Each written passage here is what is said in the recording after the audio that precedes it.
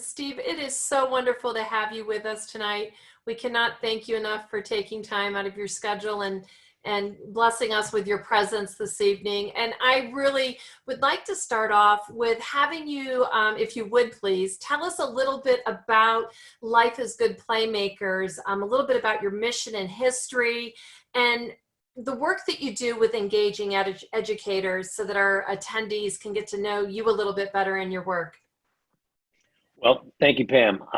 First thing I want to do is thank you and the 2,000 or 1,600 or 2,500 early childhood educators and professionals. You all are the reason we do what we do. I don't think you all get thanked enough for the work that you do, but really early childhood education is what is the protectors of civilization. And you're entrusted and dedicate your careers to helping young children develop a hunger for learning, to feel good about who they are, for their ability to make friends.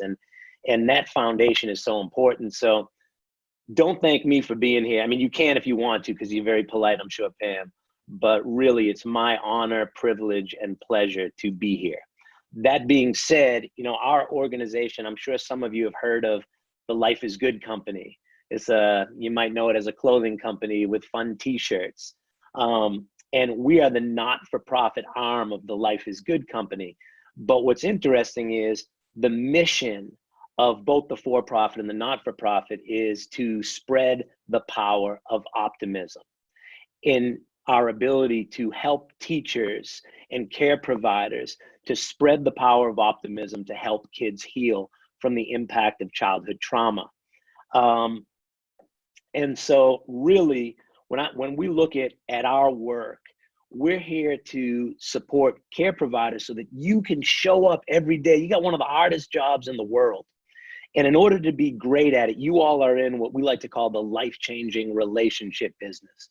So your work is to change lives and to build life-changing relationships with young children. And to do that, well, you need kind of two sets of skills. One is you need your professional skills, which is, you know, you have to be an early childhood educator.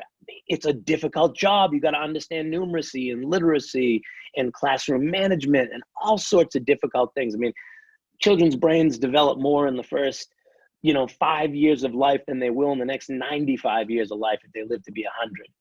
And I think we got the education model kind of backwards. I think actually the early childhood education is significantly more important than graduate education. Because, when you're teaching in a master's or a doctorate program, you're teaching people with brains that are almost fully developed. And in early childhood, we're teaching this developing brain that is so crucial. So to be effective, yes, you have your teaching skills. But then the thing that we sometimes don't fully embrace is our human skills, our disposition skills. Do you show up every day feeling compassionate and loving and creative and fun and nurturing and positive? And that disposition that's rooted in optimism is actually, in my opinion, more important than the professional skill set.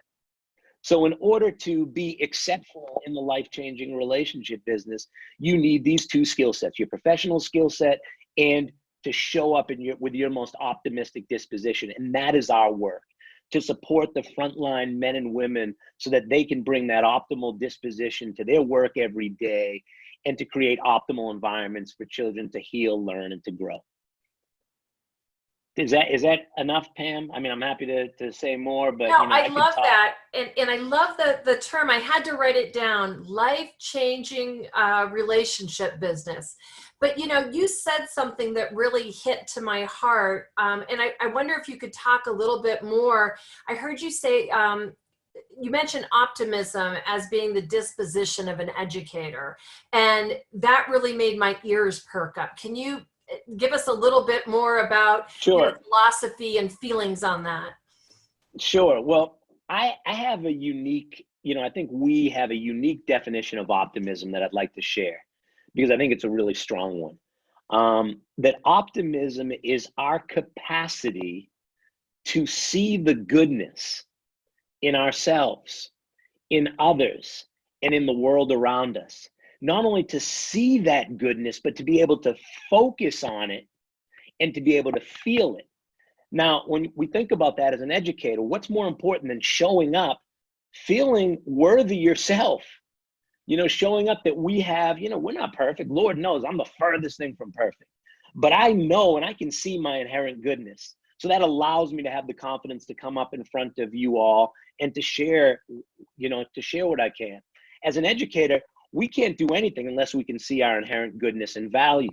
Then our ability to see the goodness in the children that we work with, in the families that we work with, to be able to see kids, all kids, as being so worthy of love, of joy, of our full attention and respect, and to honor those children, to be able to see their goodness, regardless of the behaviors that they may show. And then our capacity to see opportunity amidst the obstacles. Now, I want to be super clear. Optimism is not about ignoring the negative stuff. That's not what I'm saying at all. It's not allowing the negative stuff, the fear, the challenge, the obstacles to blind us and overwhelm us so that we don't see, that we miss the goodness and the opportunity.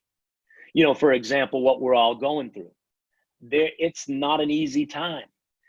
Someone recently said, I've been listening to probably too much media, but, people talking about, hey, we're all in the same boat. We're all in this together. We're all in the same boat. And I heard something very profound. I forget who said it, but we're actually not all in the same boat, but we're in the same storm. Some of us, I look at my home that I get to live in with my family, and I feel like if I'm in a boat, I'm in a yacht. But I also recognize that there's people right now clinging to a life raft. And amidst the challenges, we don't pretend that they're not there and, hey, this is great. But can we also see the opportunity and the goodness that is around us? Can we not only look at the disease and the illness and the virus, but can we make sure we never stop looking at the people all around the world who are working tirelessly for treatment, to support others, to develop a vaccine, to care for people, to risk their lives? I think it was Mr. Rogers, who said, whenever there's a tragedy, always look for the helpers. And so in every situation, no matter how bleak, there is always goodness and opportunity that we can cling to. And if we lose that capacity, it's not very helpful for us as educators. One of my favorite Life is Good t-shirts said, no use being pessimistic, it wouldn't work anyway. So if just focusing on the negative was going to be helpful, I would do it. But it tends, when we focus too much on the negative, it kind of brings us down. It doesn't bring out our best self. So I'm not asking people to lie to themselves and say that everything is good. I'm just sometimes we'll ask folks, can we tune in to the goodness and opportunity around us, even though our brains tend to focus more on the challenges, the fears, and the problems? That is wonderful. And I love that analogy about we're all in the storm, but not in the same type of boat.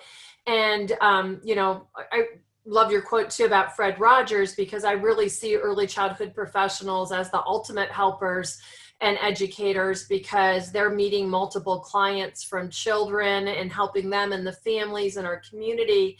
So when we're thinking a little bit about our current situation and thinking about some of the trauma and adversity that our children and our families are experiencing, and we're going to need to be ready and somewhat prepared to handle some new situations we may not have been dealing with in the past. Can you explain a little bit about how that trauma impacts the physical and mental health of the children and perhaps the families that we're dealing with? What are we going to be seeing, and what should we be prepared for?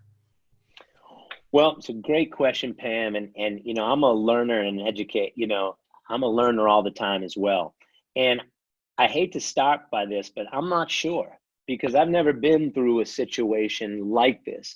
It is quite unique, and we're in the midst of it. So what I could say is that it really is going to vary from home to home. And what I mean by that is, especially for young children, if you're in a home where you have caregivers who are available to you, that feel healthy emotionally, that you have your basic needs met, where there's, some people look into saying, this has been a wonderful experience. I spent more time with my kids. I'm involved in their education. I'm not leaving the house and rushing around. So there's some kids who this experience is not going to be traumatic. They're going to remember this as one of the nicest experiences of their lives. And then there's others whom that, because of maybe overstress and vulnerability, and parents who are nervous or maybe sick or maybe losing their jobs or maybe just at wit's end and don't have the resources that they have, that there's high levels of stress in the environment. And for those folks, they may have a very different experience. So I think we have to really know that this situation will impact children and families very differently. And I think the hardest part, and the part, and I promise you that there's a lot of positivity to the message, but what I'm nervous about is that for kids who relied so deeply on external sources to provide them support, their early childhood educators, their after school programs, their people in the community, those people that help to insulate them from challenges that maybe were taking place at home. Well, now that insulation's not there. And so those kids are going to be dealing with that, dysfunction at home with less resources to help support them. And so I really think it's going to be important to understand that every family may have a difficult experience, a different experience, and there's not going to be a one size fits all. But I'd like to try to oversimplify something. When children are in their optimal, when they are as healthy as possible, when they are in a beautiful home setting or early childhood setting, their brain is kind of wired to do two things. All of us human beings, we are wired for exploration and affiliation.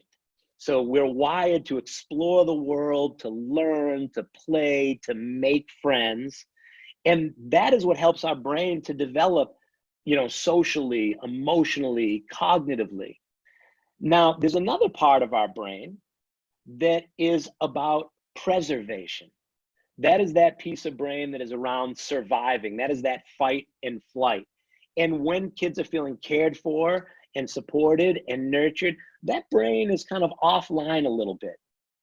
But what happens for kids and for us who are in the midst of overwhelming stressors, our brain kind of shifts from a brain that's focused on exploration and affiliation, and we get into a preservation mode. We are in it to survival. We get into that fight or flight response. And in preservation mode, it becomes very easy to see the threats. It becomes very easy to get into protective mode, where we sometimes see the worst in humanity.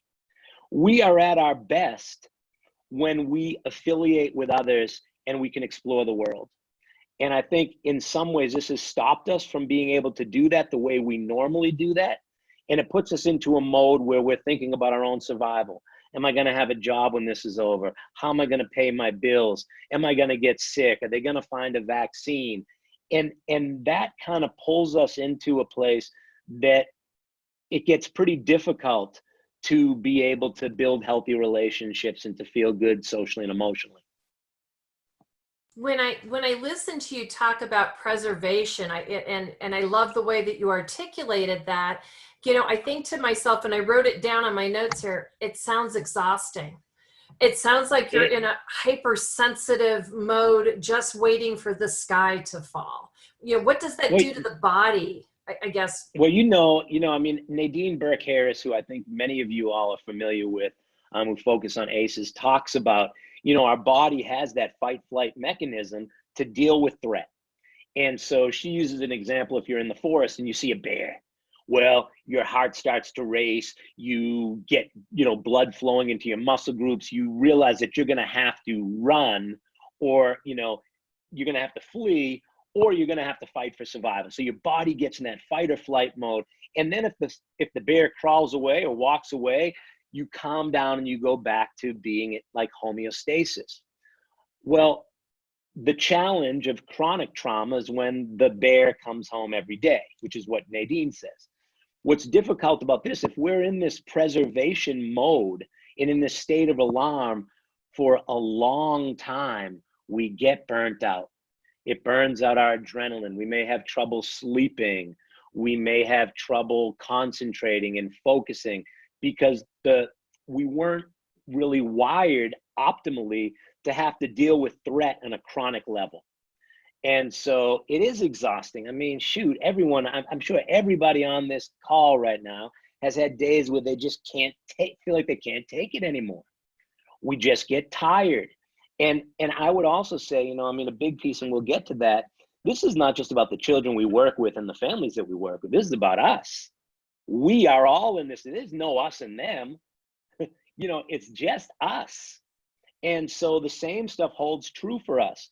I say to my wife every day we wake up, because we had this little joke where in the beginning of this, in the quarantine, we said some days it feels like a snow day. We're just home and we're with the kids and we're making pancakes. And some days it feels like doomsday. And I don't necessarily know from one morning when I wake up, and I'll ask my wife, hey, today, snow day or doomsday? And she'll be like, hey, today feels like a snow day. I got this energy back. And some days, and it does get exhausting. And one of the things that's real important to know, and my colleague Bessel van der Kolk talks about all the time, Bessel's a trauma expert, is the mind's an incredible weasel, but the body keeps the score. And what that means is our minds, we can rationalize, hey, everything's okay, I'm okay, this is gonna be fine. We can do lots of cool stuff with our mind, but our body isn't as sophisticated. So you might start to know, even if you're saying, hey, I'm doing okay, I'm not overly stressed, but then you start noticing I'm having trouble sleeping, or my appetites change, or I don't have as much energy, or my back hurts a little bit, or I'm not digesting my food a little bit, and I have an upset stomach. There's things that sometimes trauma is really kind of stored in the body. So it does become exhausting. It becomes physically exhausting. It can become emotionally exhausting and psychologically exhausting. And no matter how great relationships are, I always love breaking away from my relationships for a little while. I love my kids. I love to kiss them goodbye and drop them off at school. And then I like to go to work. And then I like to come home and see them again. And I think sometimes when we're together all the time, there's benefits from that, but boy, it can be exhausting. That is so helpful, because as I listen to you talk and I think about some of our attendees that are on with us today that are our early childhood professionals, at some point, if they're not already in a pandemic program, their programs will be opening back up in the future. And, I'm kind of thinking about how we interrupt this trauma for ourselves and for the children. And I heard you say a really powerful thing about kind of the fright flight, and we need to make sure that we're okay and socially, emotionally connected. And I'm wondering, as we think about, educators are going to go back and be overwhelmed with the ratios may be different. My room may look different. I may have different children. And you made a great point about some of the kids may come back to our program and be like they've just been out on summer vacation and they're ready to come back. And others may have experienced trauma that we're even unaware of. So what kind of strategies, as we get ready to open up our classrooms again at some point and start dealing with these families again that we may have not been seeing for a while, what can we do to build that bond and kind of negate perhaps some of the trauma that we may not be aware has been occurring? Everything from shortage of food to, as you said, maybe not even enough rest. You have any ideas for us on that? Yeah, I mean, I think that, one of the things that we do, I mean, you guys do this all the time. I'm not necessarily sure there's like, I would say, not thinking you're going to have to go in and do dramatically different work. It's going to be about rebuilding, kind of the first thing that we all have to do. And we have to do this for ourselves, but to do it for our kids is to help them feel safe and nurtured and cared for in the environment. I mean, you guys are the best at that. Who's better than early childhood professionals at helping kids to feel safe and nurtured and cared for, to help them feel safe, then to see them and to love on them and to see them and that they feel valued and they feel seen, and to be interested in their experiences, to learn about those experiences, to talk about what was it like being away, to let them tell stories. What did they miss most? What did they learn most? What did they gain? What were some of the fun things? Like really getting interested in what's been happening with your kids for a while. helping them to make connections with the kids in their class and to play. I mean, play is really going to be a huge thing. You know, I actually believe that play is essential for young children for emotional health. So creating environments for them to have a lot of healthy play and gross motor, physical play where they can feel strong and empowered, allowing them to explore. And you know, I think doing the things that you do already really well, I look at 4 variables: creating joyful space where kids can find joy, creating environments where children feel connected to you and other kids. We call that social connection. Creating a sense of internal control, that kids feel safe and worthy and valuable. And then creating a place where kids feel actively engaged in the moment. We are creating fun learning and play opportunities that kids can be engaged in and have fun. That when you have those 4 ingredients of joy, social connection, internal control, and active engagement, we tend to be at our healthiest. And then I would say kind of assessing as best you can kids who are really struggling, who may need some additional resources and support, and finding out. And I would also say, we're gonna have to take our time with this. I think you have to do the same thing for yourself. You know, this idea of doing the doable. We talk about it sometimes, that there's gonna be some things that we can't control. But when we show up with the kids, let's do the things that are doable for us. See, it's not rocket science. It's seeing kids, helping them be safe, loving them, giving them fun things to do. And really, I want to highlight the point of being really interested in their experiences. As adults, sometimes we tend to be interesting. We want to be interesting. We want to tell stories. We want to show them things to do. We are interesting. And what most kids need from us is for us to not be as interesting as we think we need to be, but to be interested in them. How was it? How are you doing? Connecting with kids, finding out what their experience was like.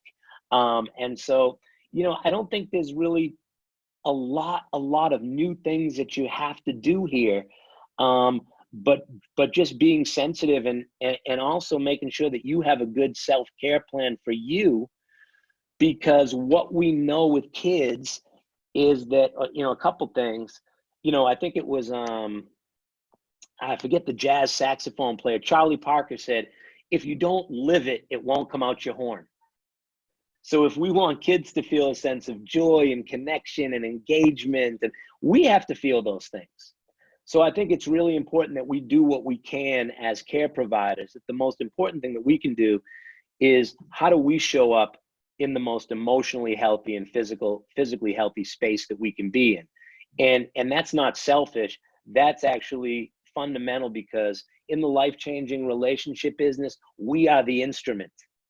And so you want to show up with a finely tuned instrument if you're going to play beautiful music. And for many of us, it's going to be different challenges. You know, my emotional health is vulnerable. You know, I come from a long line of really anxious people. I struggle sometimes with anxiety. The pandemic has made it worse. So I have to make sure, hey, basic things, am I hydrated all the time? Am I getting sleep? Am I getting walks in nature? Am I nourishing myself properly? Am I connecting with others? Even though I have to physical distance, I don't have to distance from them emotionally. Can I get them on Zoom? Can I get them on the phone?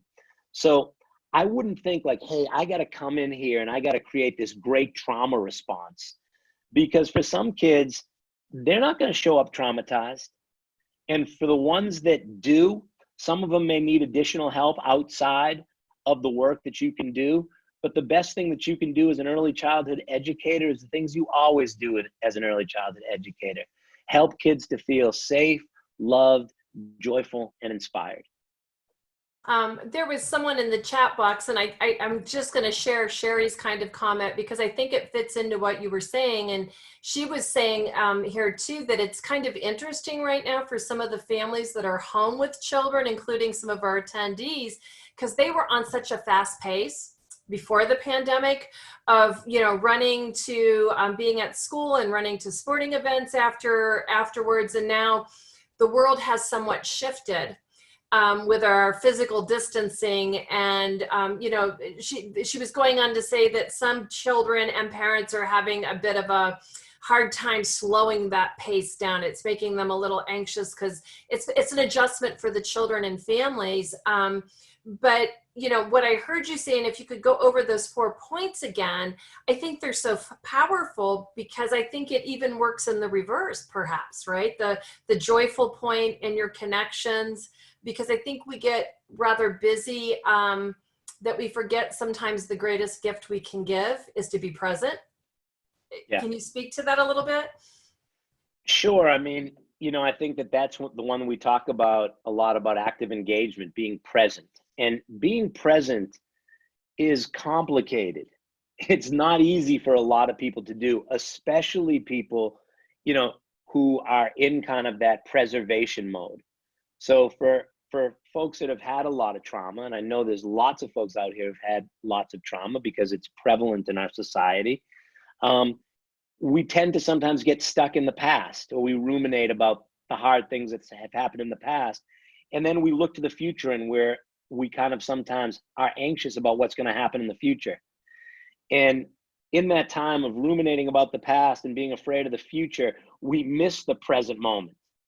And so sometimes, you know, I'm sure we've all had it, you know, you're in the shower and you're taking a shower and you don't even remember, did I wash my face?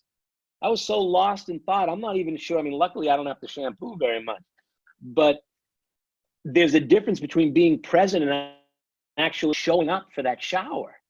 And can you show up for the shower and feel the water and hear the way it sounds and smell the soap and appreciate the beauty of turning a faucet and clean, warm water is cascading all over your body?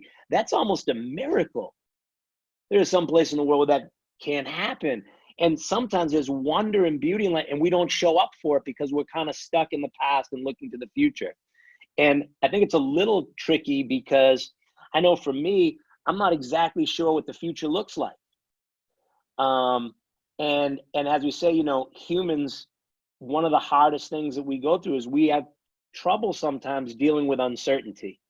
And that's really what anxiety and anxiousness is. And so what are the things that we can cling to? What are the things? And one of those things is the present moment.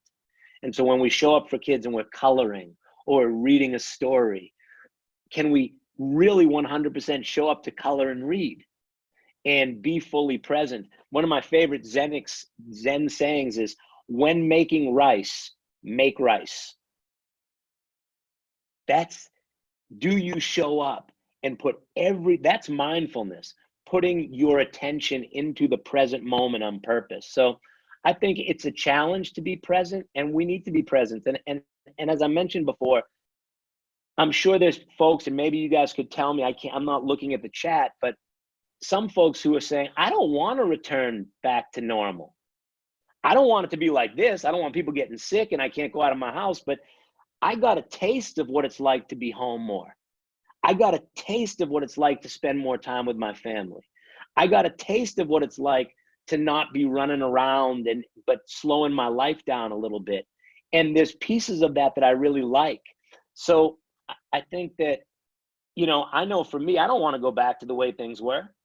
There were some benefits and things that I've learned during this pandemic. And I know for sure I don't want people to continue to get sick and us to continue to be, you know, watch our economy fall and all the fear and sadness and loss that's going on. But there's a lot of beautiful things that have happened in this time as well. I think that's a really powerful reflection and statement, because, you know, I've heard you say families are at different places. They're not all going to be coming back from the same experience. And, you know, I think part of the thing, and maybe when I think about the social emotional connection that you really stressed earlier on in our conversation, you know, if you can talk to that kind of that engagement piece a little bit, because I'm, you know, floating in my head about children that may have not been in my program that all of a sudden come back. If we haven't checked in with them, if we haven't checked in with those adults, that's quite a transition. Like you said, just being present in the shower and enjoying the moment of that. So when you've been gone from somebody a little bit, in your experience of having worked with educators, and I'm sure even for you personally, when you travel, your children may not always be with you. What are some tools or insights that you might give about thinking about reconnecting with families and small children and ways to make it meaningful? I would assume one would be to be present, right? But what are some thoughts? I mean, absolutely. I mean, there's a million and one right ways, and you guys in the audience, or who are listening, know a lot more than me because you're there every day. I know sometimes we sit with a group of kids in a circle, and one of the first things we do is get in a circle together. And before we do anything, maybe put on some music. And what I love to do is I love to say, hey, let's just look around. Yeah, let's just look at all the faces and the eyes. And when you look in somebody's eyes, you can smile at them, you can wave at them. Let's make this kind of connection of seeing you. There's a beautiful greeting in the Zulu language when people see each other on the path, whether they're meeting for the first time or they're meeting, an old friend. And the greeting is Sawubona. And the literal translation of Sawubona is, I see you. And it's such a profound greeting because all human beings want to be seen. We want to be seen and we want to be valued. So even starting the day in the circle, getting on our bellies, looking at each other, seeing, saying good morning, using a soft, loving tone. And then sometimes we'll bring out a ball. I don't have a ball here, but I have my little, thought I'd left a little stuffy on my desk. But, have a little, news stuffy.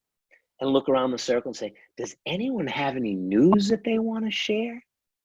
Anything? Sharing what's going on in your life. It can be good news or sad news. It could be happy news. It could be scary news. But does anyone have anything that they want to share with the group? Because good news shared is twice the joy. And sometimes hard news shared is half the burden. And so let's listen, let's share news, let's talk, let's ask different questions. We haven't seen each other for a while. What were some of the things that you missed? What are some of the things that you're excited to do? So creating opportunities to be present, to see each other, to talk sweetly and lovingly. I know many of you know about Becky Bailey's work with conscious discipline. And she has a wonderful book of just little I love you rituals. But the more things that we can do to just share warmth and nurturing and love and to listen to each other, those are what we mean by being engaged and being present. Just another thought before I know you want some information to share, but kind of maybe one more question before we move to that.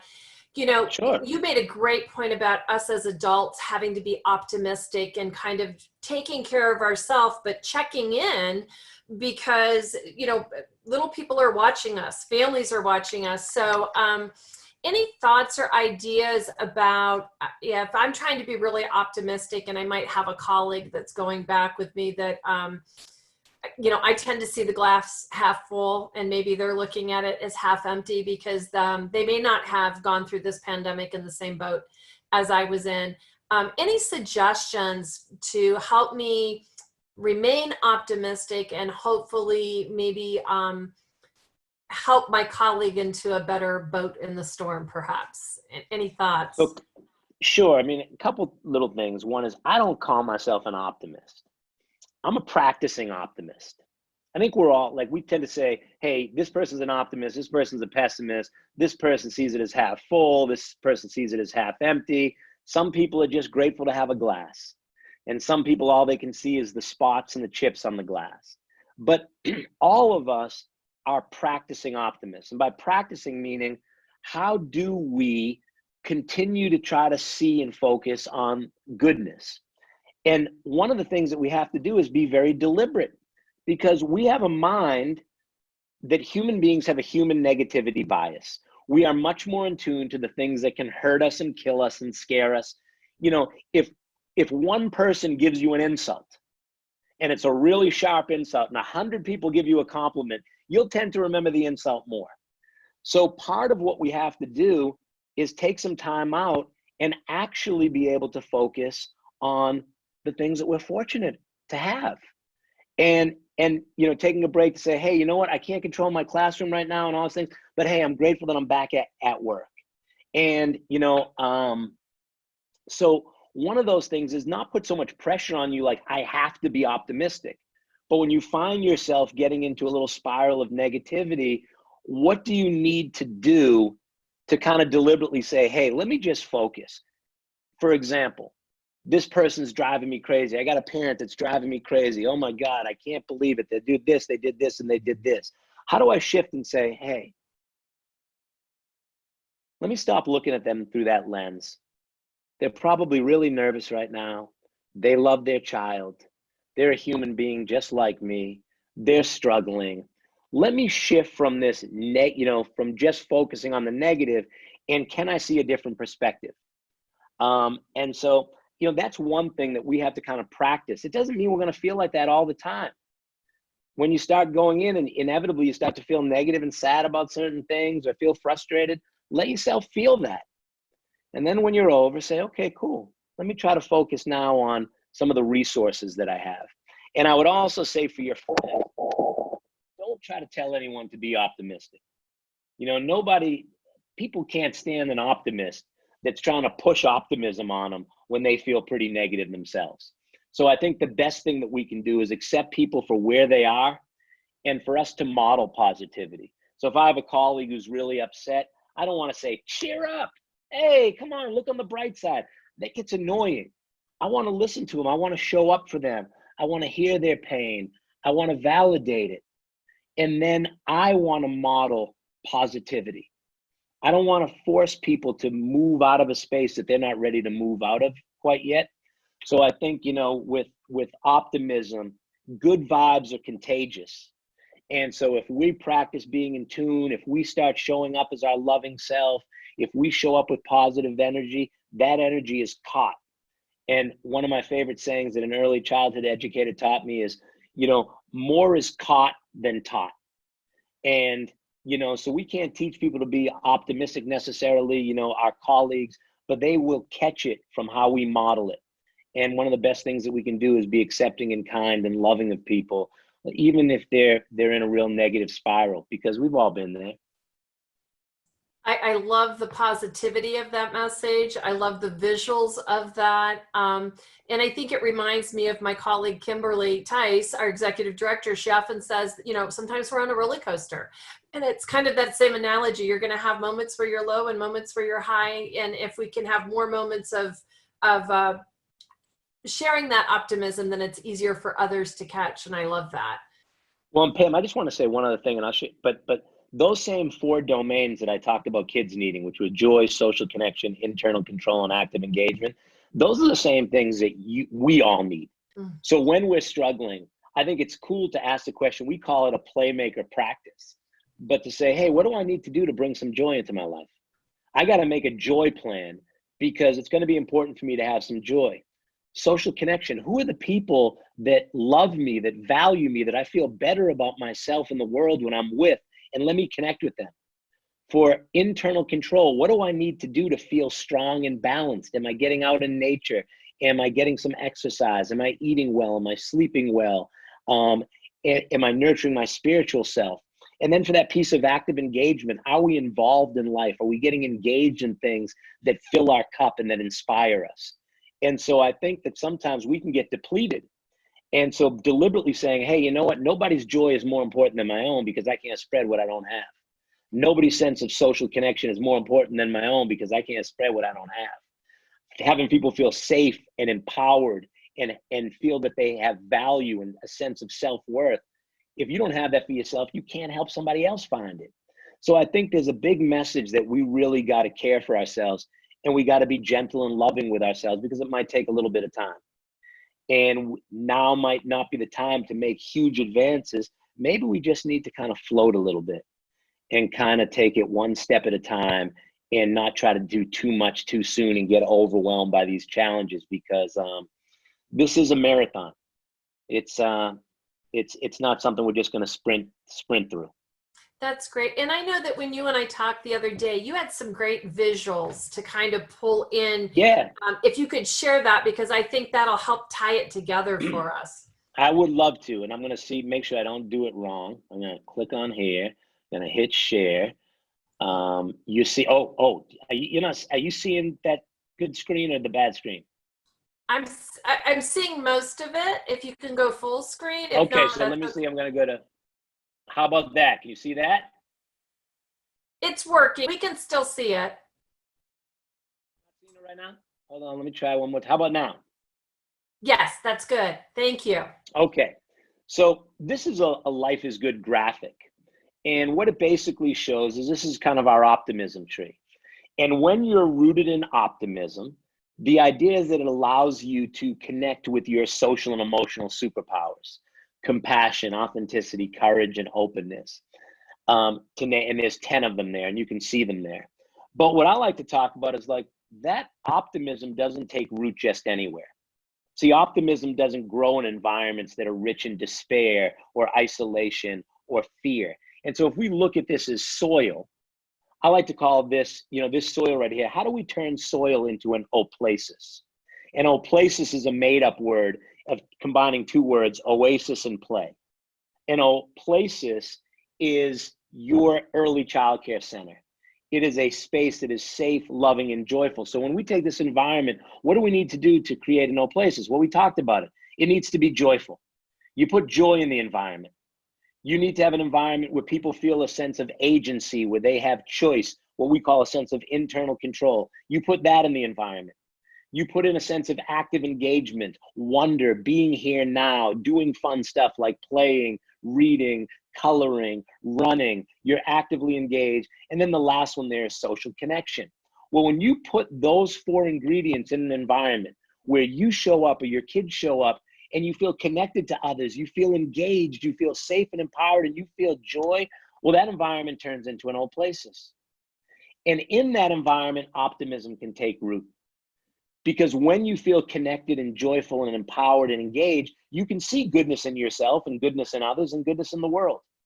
Now, when you can see goodness in others, well, when you can see goodness in yourself, it allows you to be courageous and authentic and creative. When you can see goodness in others, it allows you to be loving and compassionate and open. When you see goodness in the world, you can laugh and have fun and be grateful for the little things, and the world becomes just a little bit more beautiful. That is kind of this model of saying that at the foundation, really early childhood educators are tending to the soil. Optimism isn't possible unless we create environments where children have felt a sense of self-worth, of joy, of connection, of engagement, and then shoot, they'll be able to see goodness. And when you can see goodness in yourself, others, in the world, there ain't nothing you can't do. And when you don't see goodness in yourself, others, in the world, well, you got a heap of misery in your life. And so really this kind of sums up our work, but really the bottom, that soil of active engagement, social connection, internal control, and joy, those are the nutrients that make it all possible. And it's because of your work that you do as early childhood educators that kids grow up with compassion. They grow up feeling with courage and creativity. They grow up with joy and gratitude. They're able to love because you help to create an environment where they could build those things in themselves. It is not an early childhood educator's job to make kids happy, to make kids loving. It is our job to create an environment where they can tap into their natural propensity for joy and to love. And that's why early childhood educators are really, as I said before, the protectors and architects of a society that works. Without them, we don't cultivate children's social and emotional superpowers. So Pam, I'm also gonna hand it, because I know I'm on the phone. There's a colleague of mine, Kate Nugent, and we have lots of resources for early childhood educators. We do some really cool digital training. We do some face-to-face workshops when this is over. And I want to make sure that Kate is able to chime in, because there are some ways to get some more information and stay connected with our work, because again, we only exist to support you. Really, our work is to support, we call them the Playmakers, because we call you early childhood educators are Playmakers, because when the game of life is on the line for young children, you show up and you make plays. And so I'm going to turn it over to Kate, who can tell you a little bit about how to get more information about us and potentially do some more work with you all and the agencies that you work with. Thanks, Steve. Hi, I'm Kate, again, Kate Nugent. I'm the VP of Learning at Life is Good Playmakers. I'm thrilled to be here. I have had the pleasure of hearing Steve speak dozens of times, and it never gets old for me. I always learn something, and I always get such a lift from hearing you speak, Steve. So thank you. Thank you. My dog just gave you a little kiss. Thank you. Kiss back. So you are an absolute treasure in this time of uncertainty, so thank you. And I just wanted everyone to know that we do have a lot of resources that we would love to share with you all as you are navigating both returning to your classrooms, but also navigating homeschooling and being at home with your own children. So please do check out our website, follow us on social media, particularly on Facebook. We are posting a daily video or resource around games, activities, tips for how to navigate our new normal. And Steve is at the center of a lot of them. So you would get to see more of him doing some great work on video. And then we actually, because the world is virtual now, we have created a couple of sort of mini courses, virtual courses. One is about compassion, the superpower of compassion, and that starts next week. It is on a pay-as-you-can basis. So we invite you, if you like, to click on the link and check it out and see if you would like to join us. It's 3 hours total. You have a couple of weeks to finish it, and at your own pace on your computer, your phone, your tablet. And then we call the frontline men and women who dedicate their lives to serving kids and helping them learn, grow, and thrive, Playmakers, as Steve said. So we actually have a training called Playmaker 101, right? Is how do you become a playmaker? How do you use the healing power of optimism to help your kids navigate trauma and adversity? And that course starts June 8th. It's a wonderful combination of video, discussion boards, great readings, and we've run it a few times. I've just gotten some wonderful feedback. People have told us that it's kind of just what they needed in this time, that optimism is super important, and also they feel equipped to return back to their classrooms. So you can reach us through any of these mediums. If you have any questions, please do reach out, and we're just so grateful for you and the work that you do and that you showed up tonight. So thank you. Thank you. And as Kate said, everybody, we know that there's a lot of financial insecurity and uncertainty. And so these courses, there's not a price tag put to them. We put at the end, if folks are able to make a donation, that's awesome. And if they're not, that's awesome too. So we really don't want money to be any object for folks to access these resources, because we are in a similar storm together on that.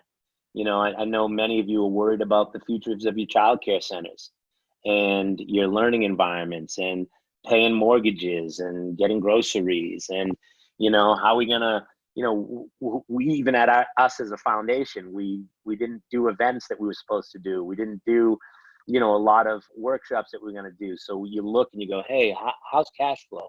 How are we gonna get through? And I think one thing that's helped is one step at a time. I told our team and I tell my family, right now our job is to just stay well, physically and emotionally well. And then if we can do that, once this kind of calms down a bit, then we'll begin to pick up the pieces and we'll begin to put things back together. And some things may change, but we can handle it. We can handle it. And things may not be the way they used to be, but they can still be incredible. And so, one step at a time, and make sure, please, that you're doing the things that you need to do to keep yourself as kind of emotionally, socially, and physically strong as possible. And again, there's 1,000,001 right ways to do that. Steve, can you stop your screen share for just a minute? That way we can look at my gosh, yeah. No. But I do have a favor to ask of you, if it would be possible. The 2 slides that you did share with us, I think if you just go to the share screen, yep, perfect. Stop. Share. Yep, there you go. Yeah. I think everybody, I saw lots of positive comments and wanting to know where they Tell me the negative ones. I want to hear the 5. I want to hear a bunch of negative comments.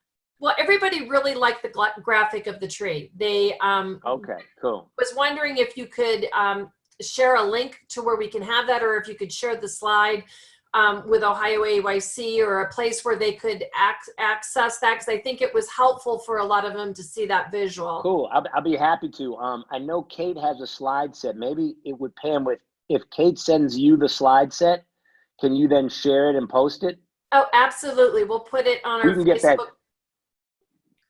Kate is so much more responsible and adult than I am, and so I'd probably like forget.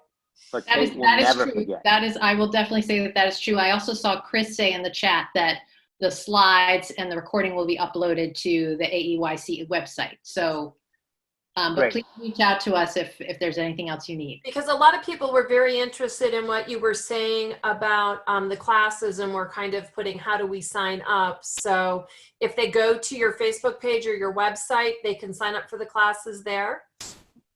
Yes, definitely. And the links, those links on the slide are, just click on there and that'll take you right to the Eventbrite and the information about the course. And Kim just texted me and said that we will make sure that that we're linking them on our Facebook. We did have a teacher want to know that if, when they pulled the tree logo down, may they share that with their families and use that in their course, yeah. Yeah, you can use everything that, I've shared. I don't think I've ever had an original thought in my life. Everything that I have, somebody else taught me. And I don't believe in that copyright mentality. We're a copyleft organization. So if you can use it to help kids, use it. And if it helps you to say you made it up, go ahead, say you made it up. I won't be offended. I just see it as a beautiful tool as we navigate the next few months and moving into the future, because I think it was such a powerful comment for me, and I'm sure for our attendees, when you talked about joyful and connections and internal control, kind of that internal control and actively engaging and remembering to kind of check in on ourselves as well, that it would be great to have it in the staff lounge as well as the classroom, and kind of keep it as part of our daily routine, right? To kind of check in with ourselves.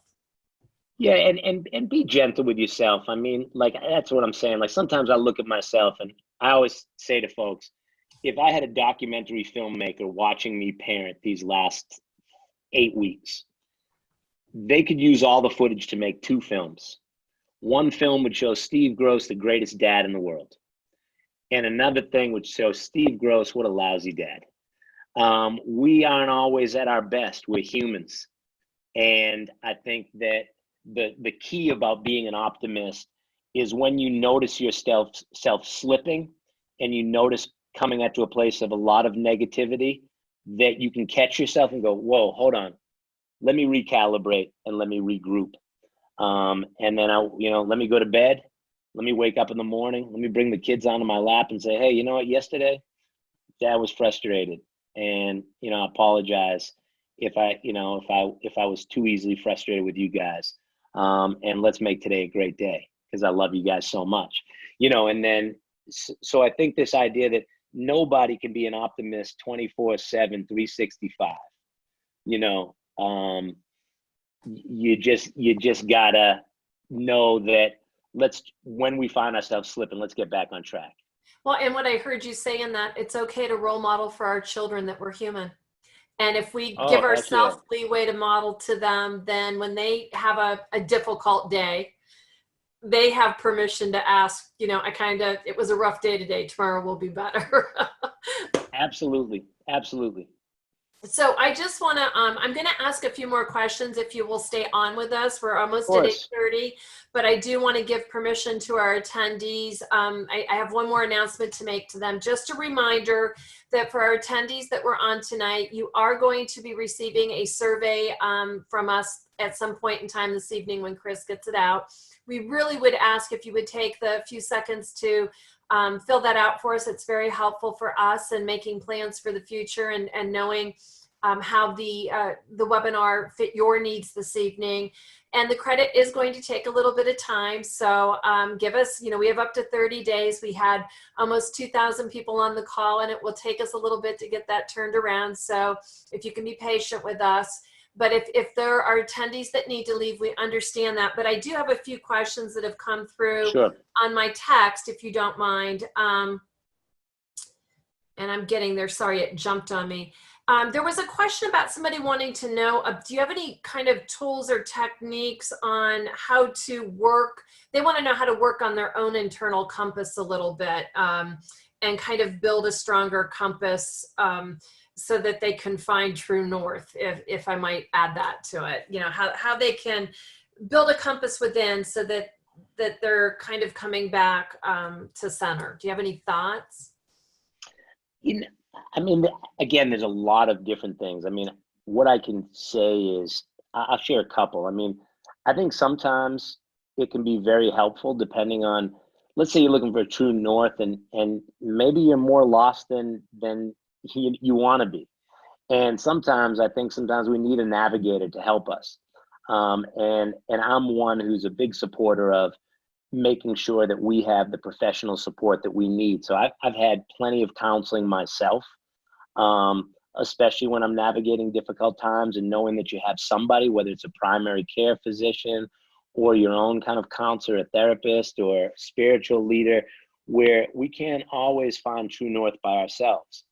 And then I also think there's some basic things, like sometimes making sure that we're doing the basics. And I don't want to say, I know a lot of people have been talking about stuff like this, but are we taking care of our physical self?